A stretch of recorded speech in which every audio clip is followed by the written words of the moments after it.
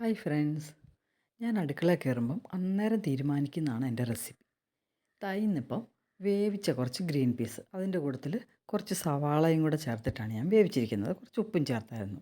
ഇങ്ങനെ വേവിച്ച് ഫ്രീസറിൽ വെച്ച കുറച്ച് ഗ്രീൻ പീസ് ഇരിപ്പുണ്ട്. അപ്പോൾ അത് വെച്ചിട്ട് നമുക്കിന്നൊരു കറി ഉണ്ടാക്കാം. ഇതുവരെ ഞാൻ ഉണ്ടാക്കാത്തൊരു കറിയാണേ. ആദ്യം നമുക്കൊരു ചീനിച്ചട്ടി വെച്ചിട്ട് കുറച്ച് വെളിച്ചെണ്ണ ഒഴിക്കണം. എന്നിട്ട് 2-3 അല്ലി വെളുത്തുള്ളി, ഒരു പച്ചമുളകും കൂടി ഇട്ട് കൊടുക്കാം. അതൊന്ന് മൂത്ത് വരുമ്പോൾ ഇതുപോലെ കുറച്ച് ഉള്ളി നമുക്കതിലേക്ക് ഇട്ട് കൊടുക്കാം. ഇനി അത് നന്നായിട്ടൊന്ന് വഴറ്റിയെടുക്കാം. ഉള്ളി വല്ലാതെ മൂപ്പിക്കുകയൊന്നും വേണ്ട, ഒന്ന് വഴന്നാൽ മതി. എന്നിട്ട് നമുക്കിനി 2 ടൊമാറ്റോയാണ് അതിലേക്ക് ചേർത്ത് കൊടുക്കേണ്ടത്. ടൊമാറ്റോ നമുക്ക് കനം കുറച്ച് ഇതുപോലെ അരിഞ്ഞു വയ്ക്കണം. ഇനി മൂപ്പിച്ച ഉള്ളിയിലേക്ക് 1/2 സ്പൂണ് മല്ലിപ്പൊടി ഇട്ട് കൊടുത്തേ. പിന്നെ ഒരു 1/2 സ്പൂണ് മുളക് പൊടി ഇട്ട് കൊടുക്കണം. ഇതിപ്പോൾ ഞാൻ അരച്ച മുളകാണ് ചേർത്തിരിക്കുന്നത്. ഇനി എല്ലാം കൂടെ നന്നായിട്ടൊന്ന് മൂപ്പിക്കണം. ഈ മസാല മൂത്ത് കഴിയുമ്പോൾ ഇനി നമുക്ക് കുറച്ച് കുരുമുളക് പൊടിയും ഗരം മസാലയും കൂടെ ചേർത്ത് കൊടുക്കാം. ഇത് കണ്ടോ, ഇതേ അളവിൽ ചേർത്താൽ മതി. അതും കൂടെ ചേർത്ത് ഒന്ന് ഇളക്കിയെടുക്കാം.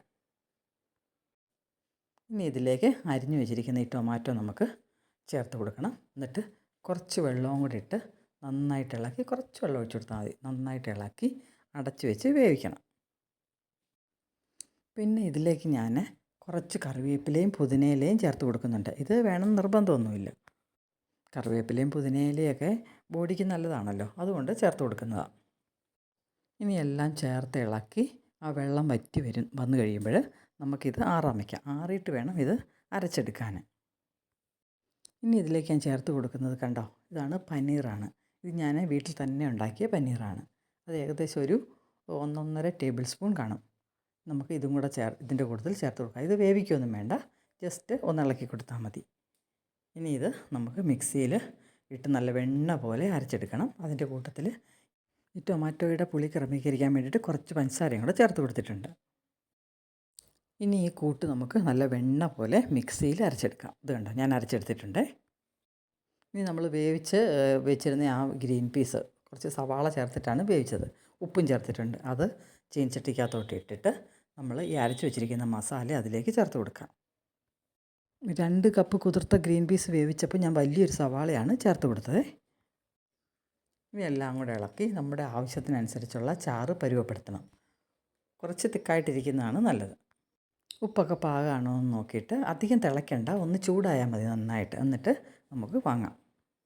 അപ്പോൾ നമ്മുടെ സൂപ്പർ ഗ്രീൻ പീസ് കറി റെഡി ആയിട്ടുണ്ട്. ഇതിന് നല്ല ടേസ്റ്റാണേ.